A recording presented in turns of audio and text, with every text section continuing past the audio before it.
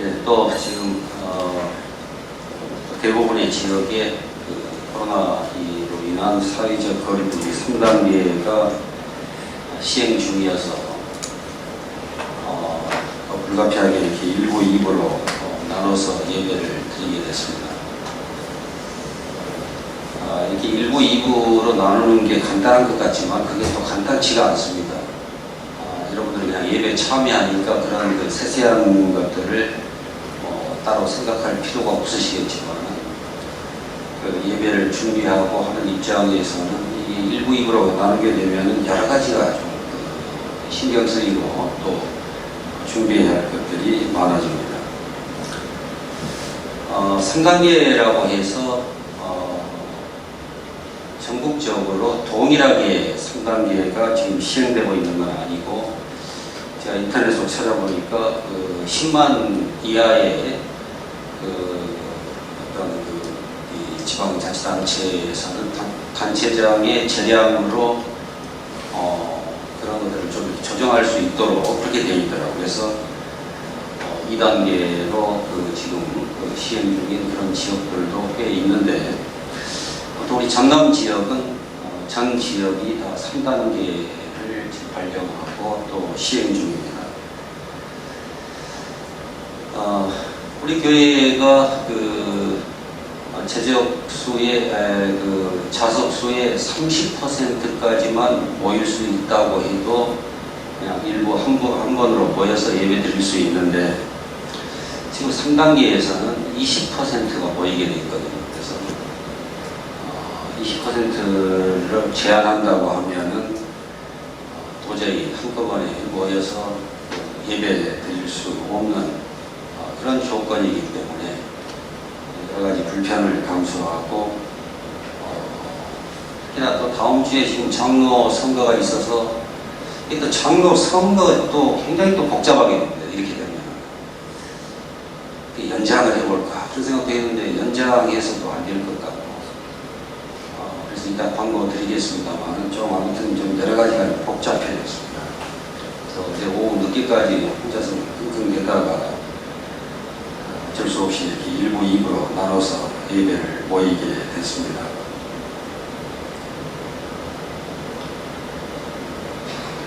지난주에 교회 지도자의 자격이라고 하는 제목으로 오늘 우리가 읽은 본문의 말씀과 똑같은 본문을 가지고 함께 내용을 살펴보았습니다. 지난 시간에 제가 드린 말씀을 간단히 정리해 보려고 합니다.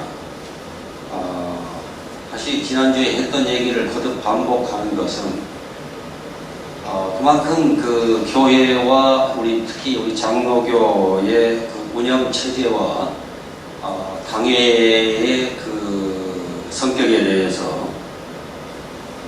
이게 서로 그런 어떤 기본적인 합의가 또 거기에 대한 이해가 전제되지 않으면 당회가 굉장히 혼란스러워지고, 당회가 혼란스러워지면 교회가 또 같이 흔들리기 때문에 그렇습니다.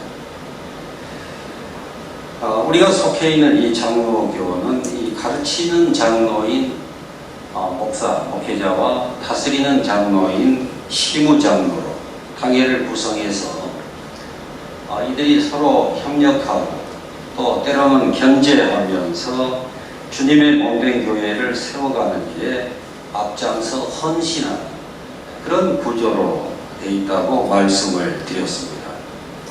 가르치는 장로, 또 다스리는 장로라고 하는 이런 구분은 바울사도가 디모데전서 5장 17절에서 적시한 초대교회에서의 기능적인 구분이고, 오늘날은 그렇게 다스리는 장로, 가르치는 장로로 구분하지 않고 목회자와 장로, 시무장로 이런 용어로 통용되고 있습니다. 당회에는 담임 목사의 어떤 독단적인 운영이나 또 시무장로님들의 어떤 다수 독재를 방지하기 위한 여러 안전장치들이 있다고도 말씀을 드렸습니다. 그 내용은 다시 반복하지 않겠습니다. 어떤 다수결을 기본 원칙으로 하는 이 민주주의 운영 원리가 교회 내에서도 존중되어야 하지만은 교회는 사회 일반의 조직이나 단체와는 다른 그런 특수한 성격이 있기 때문에 모든 일을 다수결로 결정할 수는 없습니다. 빌라도의 질문에 대한 그 군중의 다수결이 예수님을 십자가에 못 박았습니다. 다수결이 항상 옳은 것은 아닙니다. 교회는 항상 하나님께서 선하다 여기시고 기뻐하시는 그 뜻 안에서 복음적인 결정을 내릴 수 있도록 깨어 기도하고 또 믿음의 지혜를 모아야 합니다. 어차피 우리 모두가 다 불완전한 존재이기 때문에 자기 의견과 자기 입장만이 옳다고 고집하지 말고 신앙의 대의에서 크게 벗어나지 않는 사안이라면 서로 양보하고 또 타협하면서 조정안을 만들어내는 그런 지혜가 필요합니다. 장로교단에서는 이러한 대부분의 결정을 당회가 수행하고 그 역할과 책임이 막중하기 때문에 장로 선출에 신중해야 한다고도 말씀을 드렸습니다.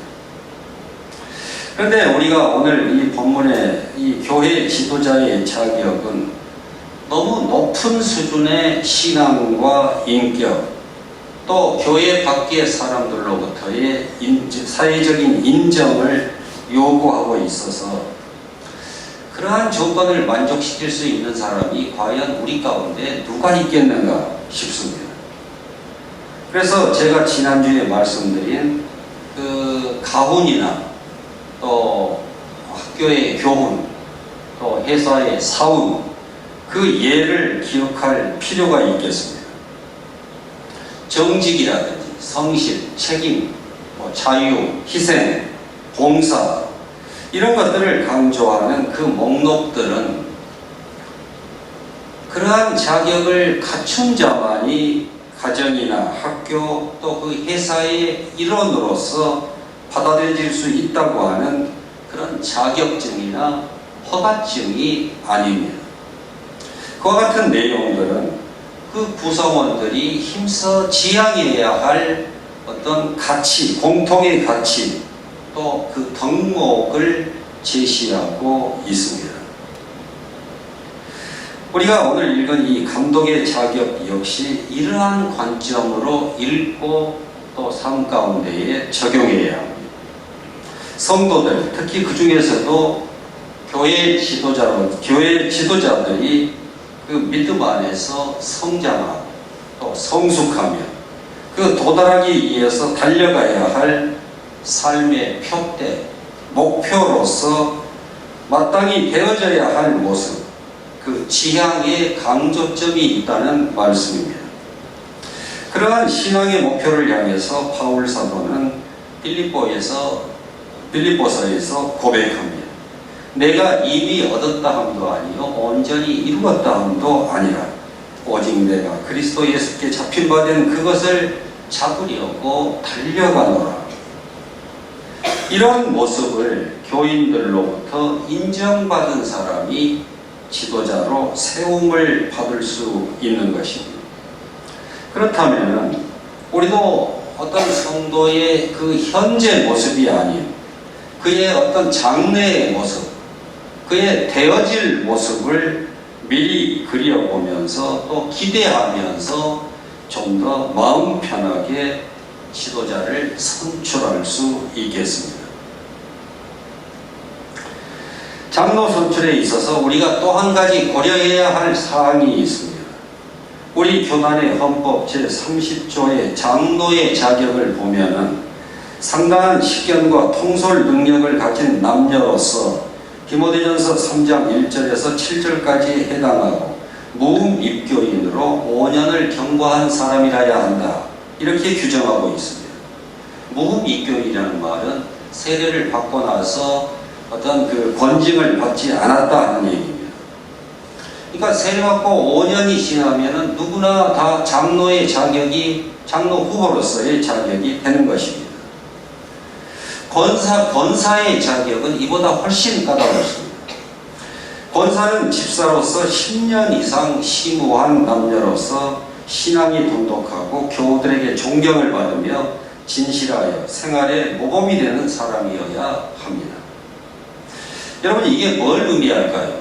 왜 우리가 장로교 교단에서 실질적인 어떤 이 책임이나 어떤 일종의 권한이라면 권한일 수 있는 그런 것들을 행사하는 것은 당회고, 그 당회를 구성하는 것은 장로인데, 목사와 장로인데, 왜 권사의 자격이 장로보다 훨씬 까다로울까요?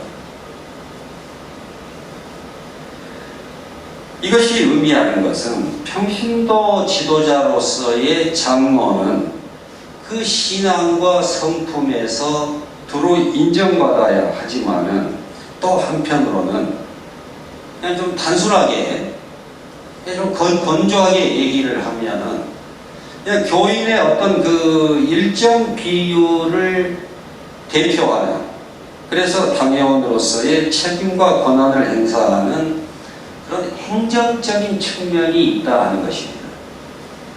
그러니까 장로님들은 당연히 교회 행정의 그 기초를 이해하고 공부해야 합니다. 앞장서 헌신하기를 바라는 분들을 다 뽑아 세우면 좋겠지만은 그렇게 할 수 없는 것이, 우리 교단의 헌법상 세례교인 20명의 1명의 비율로 장로를 선출할 수 있기 때문입니다. 그래서 우리는 그러한 직무를 누가 좀 더 효율적이고 또 충성되게 감당할 수 있을까를 고려하고 또 기도하고 선택하는 것입니다. 그래서 지금까지의 말씀을 요약해서 정리하면 이렇습니다. 장로를 선출할 때에 두 가지를 동시에 고려해야 하는데, 그 하나는 그 신앙과 성품이 교회 안팎으로 본이 될 만한 자라야 한다는 것이고, 또 하나는 그 교회의 행정적인 필요에 의해서 교인을 비례 대표할 그런 일꾼을 뽑는다는 것입니다. 그러니까 우리가 장로 선출을 위한 이 선거에 지나친 의미를 부여해서 조직적인 선거 운동을 한다든지 해서 교회에 불화 요인을 제공해서도 안 됩니다. 또 선출되었다고 해서 거만해서도 안 되고, 행여 피택되지 못했다 할지라도 그것이 자신의 신앙이나 인격이 그 전부가 거부당한 것은 아니기 때문에 지나치게 실망하거나 낙심할 이유도 없는 것입니다. 저는 이 시간 지금까지의 그 목회 경험을 토대로 바람직한 장로는 어떤 분들인가, 어떤 자세를 갖고 있는 분들인가 하는 것을 저는 경험적으로 좀 얘기를 해보려고 합니다. 첫 번째는 배우기를 힘쓰는 자라야 합니다. 교회 안에 지식을 자랑하는 사람들은 많이 있습니다. 하지만 많이 안다고 해서 교회의 덕을 세우는 것은 결코 아닙니다. 교회는 많이 알고 있는 사람보다도 자신의 부족함을 인식해서 끊임없이 배우는 사람이 필요합니다. 어떤 분야에서 어떤 많은 지식과 경험을 쌓아서 능통하라고 하는 것은 지도자의 필수 덕목입니다. 하지만 때로는 스스로 나 그거 알고 있어 하는 그 자만심이 개인의 발전뿐만 아니라 그 공동체의 진보를 가로막는 결정적인 걸림돌이 되기도 합니다. 이명박 전 대통령은 그 어려운 가정 환경에서 자라서 자수성가한 그런 대표적인 인물입니다. 가진 것이 없으니까 이것저것 닥치는 대로 부딪히면서 온몸으로 운명을 개척해간 사람입니다. 그러한 이력은 국가와 국민을 위해서 선하게 사용될 수 있는 소중한 자산이었습니다.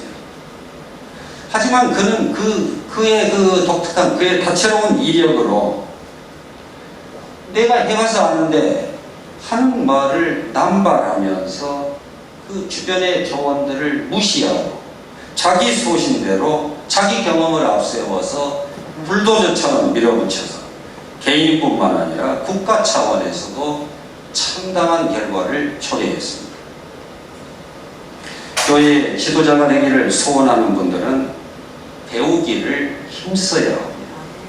지역이나 사회단체의 지도자를 선출하는 것이 아닙니다. 교회의 지도자입니다. 그래서 성경을 배우고 기도를 배우고 교회론을 배우고 교회 행정을 배우고 헌신과 섬김을 배워야 합니다. 특정 정파의 이익을 대변하는 것이 아니라 교회 전체를 고려하는 그런 종합적인 안목을 배우고 훈련해야 합니다. 아무나 배울 수 있는 것은 아닙니다. 이미 많은 것들로 자기를 채우고 있는 사람들은 배우기가 힘듭니다. 나 그거 알아. 해봤어. 하는 그런 연유 때문에 자신의 부족함을 고백하고 겸손해야 배울 수 있습니다. 우리 한국 교회사에 길이 남을 명장면이 있습니다. 그 일제강점 시대에 우리 민족의 지도자요 교육자로 존경을 받은 그 조만식 장로와 목숨을 바쳐서 한국 교회의 진리를 사수한 순교자 주기철 목사 사이에 얽힌 이야기입니다. 아마 여러분도 다 한 번쯤은 다 들으셨을 줄로 압니다. 이 두 분의 관계는, 조만식 장로와 주기철 목사의 관계는 그 스승과 제자의 관계고 또 장로와 목사의 관계입니다. 조만식 선생이 오산학교의 교장으로 있을 때에 그 주기철은 그때 학생이었습니다. 그리고 주기철 목사가 30대의 나이로 그 삼정현 교회에 목회할 때에 조만식 선생은 60대에 접어들어서 그 교회의 장로로 심호하셨습니다. 조만식 장로가 어느 날 예배에 참석하기 위해서 교회에 가려고 하는데 어떤 손님이 찾아왔습니다. 그 손님은 당시에 그 독립운동의 일환으로 전개되고 있던 그 조선물산 장려회에서 일을 하고 있는 사람이었습니다. 그래서 조만식 장로가 그분과 그 시급한 사안을 논의하다가 그만 예배 시간에 늦고 말았습니다. 조심스럽게 교회의 문을 열고 들어가는데 이미 예배가 시작되어서 설교하는 도중이었습니다. 설교하고 있던 주기철 목사가 죄송해서 고개를 숙이고 조심스럽게 들어오는 그 조만식 장로를 보고 이렇게 말했습니다. 조 장로님, 장로가 돼서 예배에 늦으셨으니 자리에 앉지 말고 서서 예배를 드리십시오. 마치 학교에서 지각하는 학생에게 벌을 주듯이 서서 예배를 드리라는 것입니다. 그 자리에 모인 사람들이 손수건했습니다. 야, 다른 사람도 아닌 저 민족 지도자인 조만식 선생에게 저럴 수가 있냐? 또 저분은 주기철 목사의 스승이잖아요. 이게 너무하지 않냐? 이 상황에서 그 민족의 지도자요 교회의 장로인 조만식 선생이 과연 무슨 말을 하며 어떻게 행동할 것인가? 사람들이 극도로 긴장된 순간이었습니다. 그런데 그 옛 스승인 조만식 장로는 아무 말 없이 묵묵히 서서 예배를 드렸습니다. 설교를 마친 주기철 목사가 조만식 장로에게 기도를 부탁했습니다. 그때 조만식 장로가 이런 내용의 기도를 했습니다. 주여, 이 죄인을 용서하여 주옵소서. 애국운동한답시고 주님과 약속한 시간에 늦었습니다. 목사님의 마음이 얼마나 아프시면 설교를 하다 말고 이토록 책망하시겠습니까? 목사님의 마음을 아프게 한 죄 용서하여 주옵소서. 진심으로 통회하고 간절히 기도하는 그 조만식 장로와 그리고 주기철 목사를 본 교인들은 그 스승의 그 제자요, 그 목사의 그 장로라고 하면서 더욱더 존경과 사랑을 아끼지 않았다고 하는 얘기입니다. 저는 지금 목사의 말에는 무조건 순종하는 장로라야 한다고 하는 그런 속보이는 말씀을 드리려고 하는 게 아닙니다. 제 아무리 아는 것이 많고 걸출한 민족 지도자라 할지라도 하나님 앞에, 교회 앞에 마땅히 지녀야 할 그 교회 지도자로서의 면모를 배우고 익히는 일에 귀감이 될 그 사례를 거울로 삼자는 말씀입니다. 과거 자신의 제자였던 아들뻘 되는 그 젊은 목사를 통해서도 배우기를 게을리하지 않았던 그 조만식 장로님. 저는 장로의 제1조건은 이와 같이 배우기를 힘쓰는 겸손한 자세라고 저는 믿습니다. 두 번째로 제가 말씀드리고자 하는 장로의 조건은 아는 만큼, 배운 만큼 행하는 자라야 한다는 것입니다. 백문이 불여일견이라고 합니다. 100번 듣는 것이 한 번 보는 것만 못하고 100번 보는 것이 한 번 행하는 것만 못하다고 했습니다. 자신의 부족함을 인식하고 배우기를 힘쓰는 것은 좋은 일이지만은 그 배운 것은 꼭 껴안고 있을 것이 아니라 장롱 속에 처박아놓고 있을 것이 아니라 실천해야 빛을 발하고 교회 공동체에 덕을 세웁니다. 교회의 모든 직분은 섬김의 직분입니다. 권리 행사를 하는 것이 아닌 것입니다. 많은 사람들이 교회의 직분을 어떤 공직사회나 회사의 직제와 같은 그런 것으로 혼동하는 경향이 있습니다. 계장 다음에 과장, 과장 다음에 부장, 부장 다음에 뭐 이사 이런 식으로 그 직급의 승진과 비슷한 개념으로 이해하는 것입니다.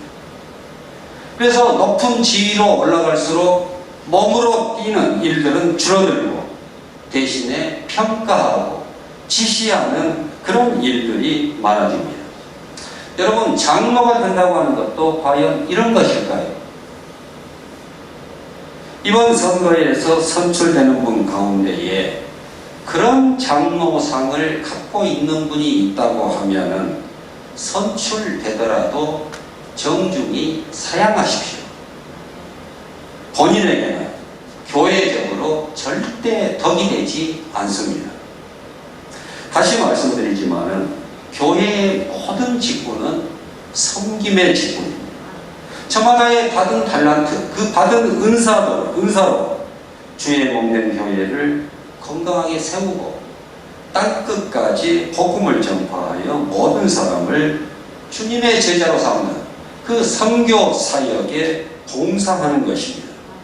출애굽기 17장에 보면은 그 이스라엘 백성들이 출애굽에서 르비딤이라는 곳에 이르렀는데 그때 아말렉이 쳐들어와서 이 이스라엘과 일전을 벌이게 됩니다. 그때의 모세가 그 여호수아에게 전사들을 데리고 나가서 싸우라 명령한 후에 자신은 아론과 훌을 데리고 산 위로 올라갔습니다. 그곳에서 모세가 손을 들면은 이스라엘이 이기고 모세의 손이 내려오면은 아말렉이 이기는 아주 기묘한 상황이 벌어집니다. 그러니 아말렉을 완전히 진멸할 때까지 모세가 손을 들고 있어야 하는 것이 맞지만은 그 인간의 한계를 지닌 모세가 어떻게 몇 시간씩 손을 들고 있을 수 있겠습니까? 그래서 자꾸 팔이 아래로 떨어지니까 옆에 있던 아론과 훌이 돌을 가져다가 모세를 앉히고 그리고 양 옆에서 각자 한쪽 팔씩을 받쳐 올렸더니 그 손이 해가 지도록 내려오지 아니한지라.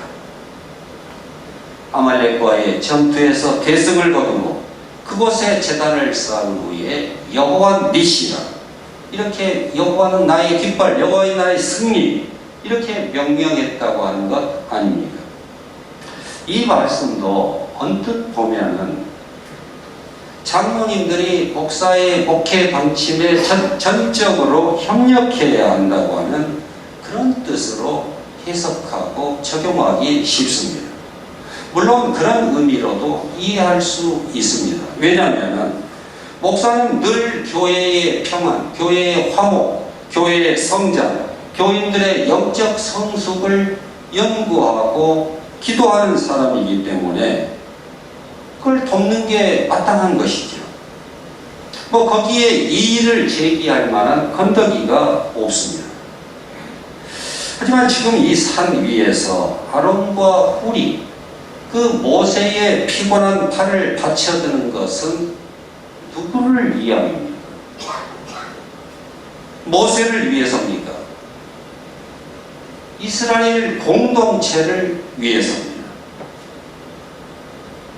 그렇습니다. 우리를 호시탐탐 노리면서 침공하여 쓰러뜨리려고 하는 그 악의 세력에 대항해서 승리하기 위해서는 어떤 특정인에게 감당할 수 없는 무게의 책임을 지우지 말고 팀플레이, 연합작전을 펼쳐야 한다는 것입니다.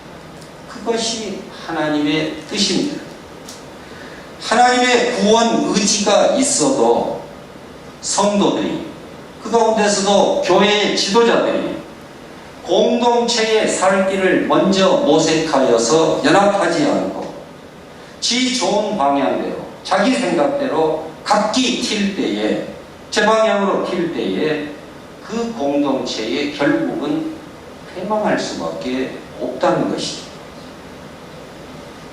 모세의 팔이 떨어지면 이스라엘 모두가 죽습니다. 모세의 팔이 올라가면 이스라엘 모두가 삽니다. 당연히 죽는 길이 아닌 살 길을 택해야죠. 영적 전투에서 교회 지도자들의 역할이 이만큼 막중하다는 말씀입니다. 아론과 훌과 같이 머리나 입술로보다도 손발로 헌신할 줄 아는 그런 분들이 장로로 선출될 수 있기를 바랍니다. 저는 오늘 바람직한 장로의 모습으로 두 가지를 말씀드렸습니다. 첫째는 자만하지 않고 끊임없이 배우기를 힘쓰는 자라요. 두 번째는 그 배운 지식을 손발로 검증하는 자입니다. 이를 한 문장으로 정리하면 하기 시습지 불역여로입니다. 배우고 때로 익히면 또한 즐겁지 아니한다. 공자님의 그 어록집인 논어의 그 맨 처음에 실린 이 글은 듣고 보고 알고 깨달은 것을 기회 있을 때마다 실제로 적용해보고 실험해본다는 뜻입니다. 그렇게 함으로써 그 배우고 듣고 느낀 것들이 비로소 올바른 내 지식이 될 수 있고, 그래서 그것이 자기 수양이 되고 나아가서는 인격을 이루어서 자신뿐만 아니라 공동체의 유익을 위해서 기여할 수 있게 된다는 말입니다. 교인의 대표로 선출된 장로님들이 늘 배우기를 힘쓰고 앞장서서 섬김의 본을 보이는 교회, 그렇게 내진 설계가 된 교회는 웬만한 외부의 충격에도 잠시 흔들릴지언정 결코 무너지지 않을 줄로 믿습니다. 기도하겠습니다. 하나님, 교회 지도자로 부름받은 이들이 겸손한 자세로 배움에 게으르지 않게 하시고 알고 깨닫는 대로 실천하여 교회의 화목과 성장을 앞장서 이끌어가게 하여 주시옵소서. 장로 선거로 인해서 행여라도 갈등과 분열이 생기지 않도록 서로 근신하게 하시고 모든 일이 합력하여서 선을 이루게 하시는 그 하나님의 뜻을 겸허하게 받아들여 순복하는 그런 믿음의 권속들이 되게 하여 주시옵소서. 교회의 머리이신 예수님의 이름으로 기도하옵나이다. 아멘.